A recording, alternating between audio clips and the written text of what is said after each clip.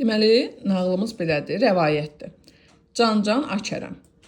Kərəmlə İsrafil düşmən olurlar.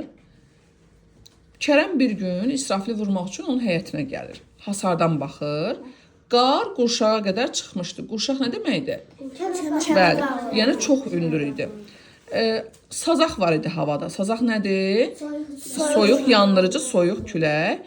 Ancaq gözləyir çıxmır İsrafil. Amma səhərə yaxın görür ki, İsrafil çıxdı başında buxara papaq. Buxara papaq nədir? Bəli, tüklü, keçmiş, bəli, papaqdır. İsrafil deyir ki, mən bir dəfə çıxan kimi üşüdüm. Can Akərəm, sən necə görür üşümüsən? Amma özünə elə aparır ki, onu görmür ha. Bunu işdən Kərəm deyir ki, bu düşmənim mənim dərdimi çəkirsə, mən onu niyə vurum? Vurmadan gedir. Sizcə onu doğudan mı görməmişdi? Bəli, qəsdən eləyib ki, yəni.